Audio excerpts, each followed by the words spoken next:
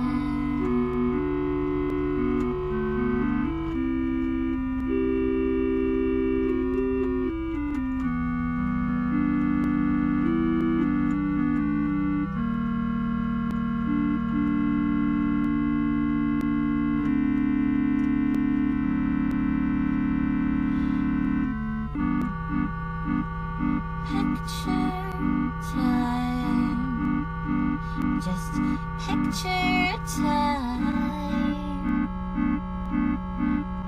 like a river of light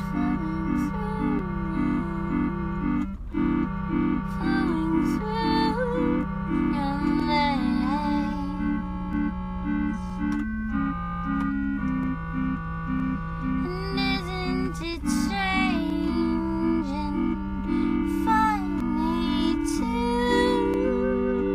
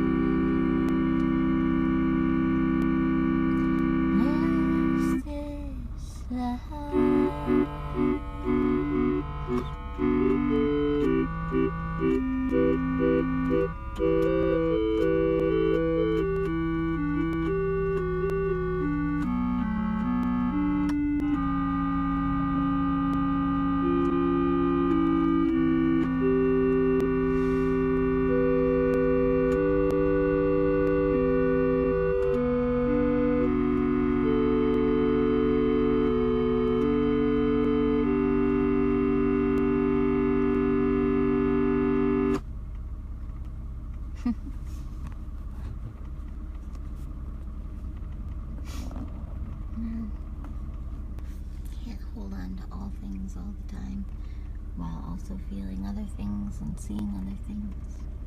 I know that. It's just hard to remember. And it's hard to live.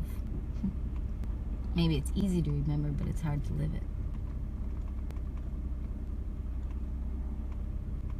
I said about 5 or 10 years ago that the hardest thing for me is when I really love something and have to let it go. That's my hardest. And I guess I don't mean like when my grandma was 93 and passed away, because that was really, really hard, but I understood how grief worked. But the tiny moments, the super duper duper duper tiny moments of grief. You know, people don't talk about this, but tiny moments of grief are still grief. So what I'm trying to learn and I'm trying to understand is that if I don't let that grief flow when it's happening, even if it feels ridiculous. I have a muffin from my mom.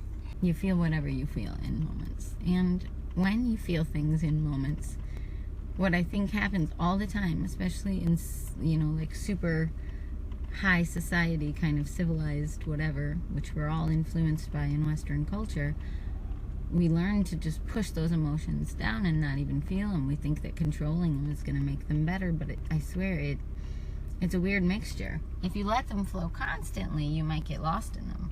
But if you shove them down before you've even felt them, before even the first 15 seconds or 17 seconds or whatever they say is a healthy amount of an emotion, you know, before even trying to let it flow, then, you know, then it can get blocked and it can turn into other things, like a physical illness, like not feeling well.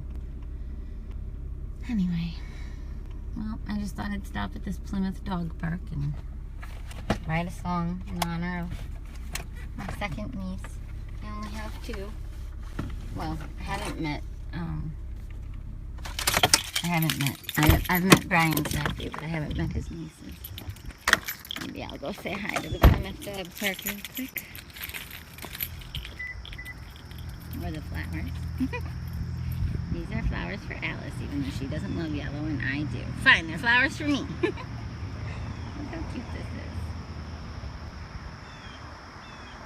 One thing that I wonder about my ancestors who lived in Europe is what they think of all this. Because when I traveled to Europe when I was 21, and I lived there for 4 months, and I visited like 8 or 9 different countries, I cried like a baby when I came back to the U.S. because there was something, like a lot, and there was something that felt so natural about the density in Europe.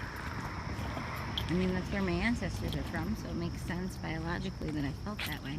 Solitary! And I cried so hard when I just got out at Chicago O'Hare Airport and took a bus up to Racine, Wisconsin, where I was from, and then I had to go back up to Appleton, Wisconsin, which is even more remote, and that's where I was going for my last semester of college, and it was very, very, very, very hard. I felt like weird that we lived in this just big open nature space. It felt kind of wrong. I mean, it's obviously beautiful. Like, I can smell this right now, so if you're one of my fans who lives in Europe or Japan or somewhere dense, like, it is weird. If you're wondering if it's weird, yes, it is weird. I'm in Minnesota, and I'm only an hour from a city of 1 million people. No, I'm only like 30 minutes from a city of 1 million people or more, of many, many, many different nationalities and ethnicities.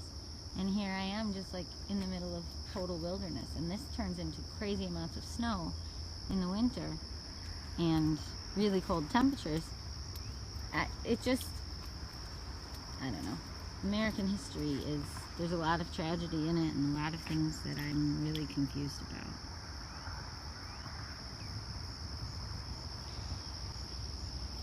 And some people say, well, liberal education teaches us to hate our own nation, and I mean, I think it's more a better word, at least that's what some people on the other side are saying lately, but I think a better word is it just makes us embarrassed. It's an embarrassing history to have.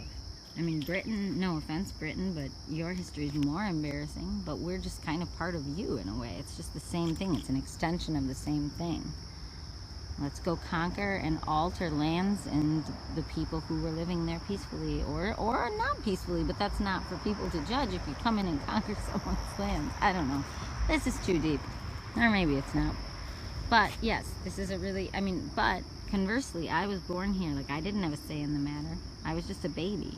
And I didn't even know enough history. I think by the time I knew enough history, you know, I'm like sobbing, trying to write a symphony for Auschwitz in 7th grade, because we were given an option to do a creative project when we learned about that. And that was probably a dumb choice on my part, because I chose something where I was trying to access my emotions.